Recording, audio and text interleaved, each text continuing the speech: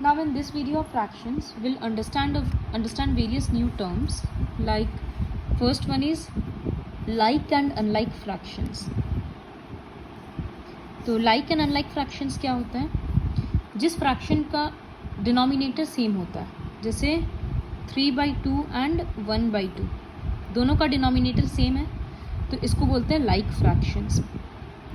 जब डिनोमिनेटर अलग होता है, सपोज 3/5 एंड 3/4, तो डिनोमिनेटर अलग है तब बोलते हैं अनलाइक फ्रैक्शंस. सिर्फ डिनोमिनेटर के बेसिस पे होता है, न्यूमरेटर सेम है तो भी अनलाइक ही होगा. इसी तरह से 1/3 एंड 2/9, 2/9 फ्रैक्शंस, डिनोमिनेटर अलग तो अनलाइक. तो ये होता है लाइक और अनलाइक फ्रैक्शंस. नेक्स्ट टर्म आता है प्रॉपर और improper fractions. So what are proper fractions? When numerator is smaller than the denominator. Suppose the fraction is 2/5. Numerator छोटा है, denominator बड़ा है, तो ये proper fraction हुआ. इसी तरह से suppose 36/101, 11/12, ये सारा proper fraction है क्योंकि सब में denominator छोटा है, numerator छोटा है और denominator बड़ा है. इसका अपोजिट होता है इम्प्रॉपर फ्रैक्शन. इम्प्रॉपर फ्रैक्शंस में न्यूमरेटर बड़ा होता है, डिनोमिनेटर छोटा होता है. जैसे 21/16, ऊपर का बड़ा है, नीचे का छोटा है, इम्प्रॉपर. 15/4, इम्प्रॉपर. फिर एक कैटेगरी होता है मिक्स्ड फ्रैक्शंस. मिक्स्ड फ्रैक्शंस को इस तरह से लिखते हैं, सपोज 3/5/7. तो ये तो एक नॉर्मल फ्रैक्शन है और ये होल नंबर है,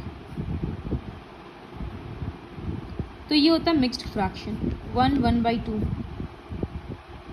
3/4/9, ये सब कुछ मिक्स्ड फ्रैक्शंस का एग्जाम्पल है. तो 4 टाइप का फ्रैक्शन हम लोग पढ़े. लाइक अनलाइक, जिसमें इसमें डिनोमिनेटर सेम तो लाइक, डिनोमिनेटर अलग है तो अनलाइक. प्रॉपर फ्रैक्शन मतलब numerator is smaller than the denominator, ऊपर वाला छोटा होता है. इम्प्रॉपर में न्यूमरेटर बड़ा होता है. और मिक्स्ड फ्रैक्शन में इस तरह से मिक्स्ड फॉर्म में रहता है कि एक फ्रैक्शन रहेगा और उनके सामने एक होल नंबर रहेगा. अब इससे क्वेश्चंस कैसे आएगा वो हम लोग समझेंगे. अच्छा, एक और होता है इक्विवेलेंट फ्रैक्शंस. इक्विवेलेंट फ्रैक्शंस कैसे लिखते हैं? सपोज एक फ्रैक्शन है, इक्विवेलेंट फ्रैक्शंस. सपोज एक फ्रैक्शन है 1/5 और दूसरा फ्रैक्शन है 5/25. तो ये जो 5/25 है, ये दोनों तो 5 से डिवाइड हो रहा है. इसको 5 से डिवाइड करेंगे और इधर भी 5 से डिवाइड करेंगे, तो ये 5 से डिवाइड करने पे 1 आ गया और यहाँ 5 आ गया, तो ये इससे इक्वल हो गया ना. तो इसका मतलब 5/25 और 1/5 इक्विवेलेंट फ्रैक्शंस है, मतलब ये दोनों इक्वल ही है. बस ये थोड़ा बड़ा है तो सेम फैक्टर से डिवाइड करेंगे तो वो वापस अपने लोएस्ट फॉर्म में आ जाएगा. तो ये होता है इक्विवेलेंट फ्रैक्शंस, वो फ्रैक्शंस जो इक्वल होता है. अब इसके बेसिस पे हम लोग वर्कशीट 5 एक्सरसाइज 5.2 स्टार्ट करेंगे. फर्स्ट क्वेश्चन काफ़ी इजी है. Find the like fractions. तो जैसे इसमें डिनोमिनेटर सेम है, दोनों में 7 है, तो वो लाइक फ्रैक्शन हो गया. फिर क्वेश्चन नंबर 2 में डिनोमिनेटर अलग है तो अनलाइक फ्रैक्शन हो गया. बस वैसे ही लिखना है. आंसर 1 क्वेश्चन 1 लिखना, फिर लिखना लाइक, इसके लिए लिखना अनलाइक, इसके लिए भी अनलाइक, इसी तरह से देखना है. मिक्स्ड को कैसे देखेंगे? दोनों में नीचे में 7 दिख रहा है तो लाइक है, यहाँ 3 है, यहाँ 5 है तो अनलाइक है. इस तरह से देखेंगे. सेकेंड क्वेश्चन है कि कौन कौन से इसमें से प्रॉपर फ्रैक्शन है. तो प्रॉपर मतलब ऊपर में छोटा रखना है, न्यूमरेटर शुड बी स्मॉलर. तो 6 है, 6 लिखा हुआ है, मतलब एक्चुअली में 6 है तो 6/1 है, तो ये तो ऊपर में छोटा नहीं है, इस वजह से ये प्रॉपर नहीं होगा. तो अगला फ्रैक्शन है 2/5, ये प्रॉपर है. फिर नेक्स्ट प्रॉपर 19/21, 19 छोटा है 21 बड़ा है, 36/101 ये प्रॉपर है। इसी तरह से यहाँ पर से इम्प्रॉपर फ्रैक्शंस ढूंढना, तो 9 है मतलब 9/1 है, तो ऊपर में बड़ा है इसलिए इम्प्रॉपर है, इसी तरह से यहाँ ढूंढना। फोर्थ क्वेश्चन काफ़ी इंपॉर्टेंट है। जो भी इम्प्रॉपर फ्रैक्शंस होता है हम लोग सबको मिक्स्ड में एक्सप्रेस कर सकते हैं। कैसे लिखेंगे वो देखो, हम काफ़ी सारे एग्जाम्पल्स सॉल्व करेंगे। So suppose the first question 13/5, ये एक इम्प्रॉपर फ्रैक्शन है क्योंकि ऊपर में बड़ा है नीचे में छोटा है। इसको मिक्स्ड में लिखने के लिए पहले हमको 5 को 13 से डिवाइड करना होगा। अब ये याद रखना है कि जो कोशेंट आया है वो पास में जाता है, जो रिमाइंडर आया है वो न्यूमरेटर बनता है, और जो डिनोमिनेटर है वो वही रहेगा। तो ये हो गया मिक्स्ड में लिखना। इसी तरह से सपोज एक और क्वेश्चन 2 वाला करते हैं, 92/13। तो यहाँ लिखेंगे पहले 13 से ऐसे 92 को डिवाइड करेंगे। तो डिवाइड करने पे ये देखना होगा कि किससे आएगा। तो 13 7 इज 91, 13 7 इज यस 91, और 13 8 तो क्रॉस हो जाएगा तो 7 से लेंगे। अब क्या लिखेंगे, कोशेंट पास में लिखना है, रिमाइंडर ऊपर लिखना है,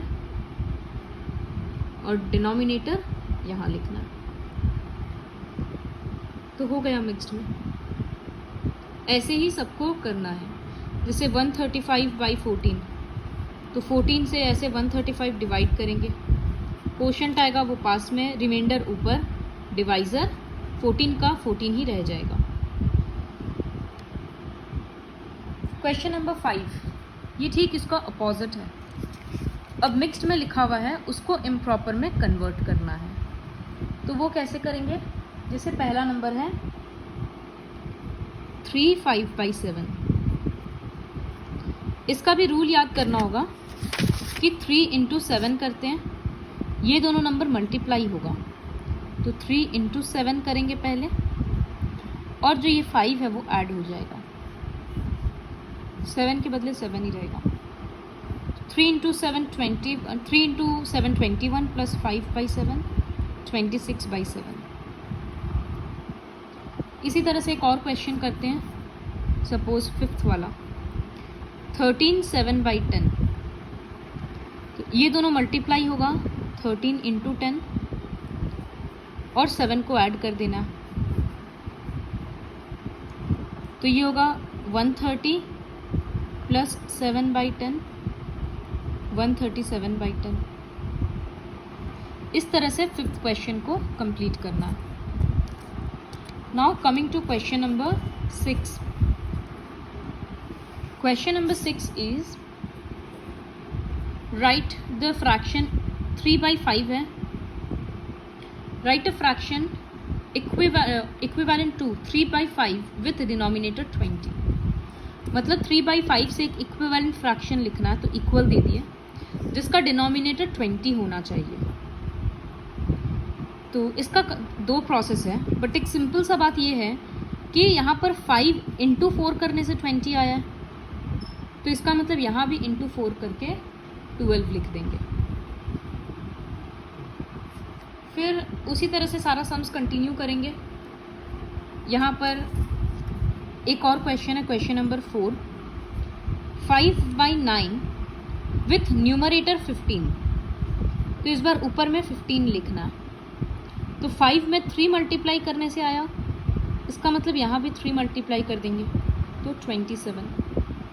इक्विवेलेंट का मतलब होता है ऊपर नीचे सेम नंबर ही मल्टीप्लाई होना चाहिए, तो ये सब इक्वल फ्रैक्शंस है। ऐसे ही 6th क्वेश्चन को कंप्लीट करना।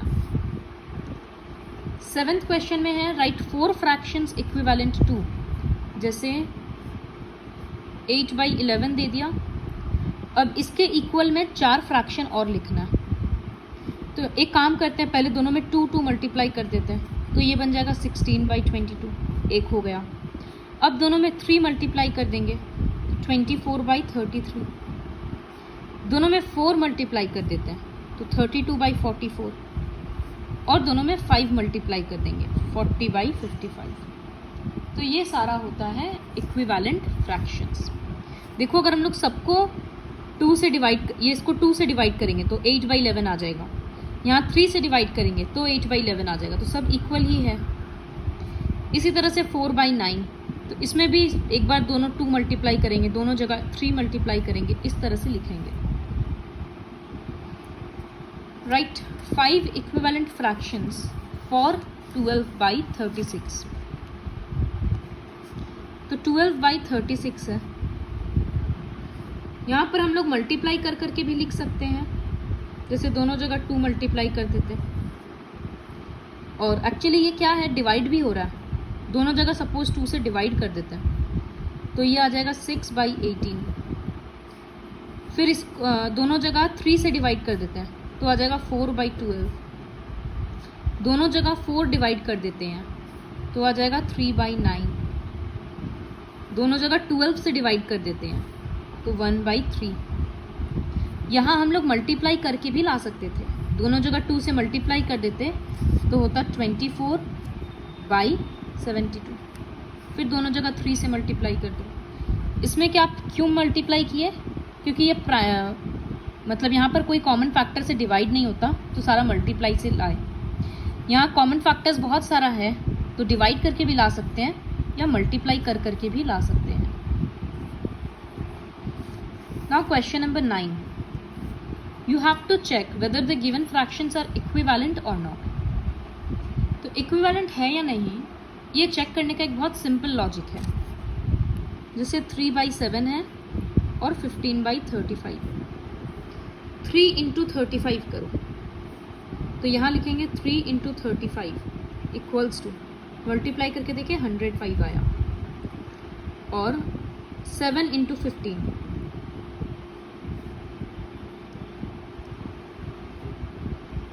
तो ये भी 105 आया। दोनों का प्रोडक्ट सेम आया, तो यस दे आर इक्विवेलेंट। अगर प्रोडक्ट सेम नहीं आएगा तो वो इक्विवेलेंट नहीं होगा। सपोज 7/5 और 21/10, तो 7 × 10 70, 5 × 21, तो यार है 105। इक्वल नहीं है, तो देयरफॉर नो, ये इक्विवेलेंट नहीं है। तो ऐसे इक्विवेलेंट फ्रैक्शंस हम लोग चेक करते हैं।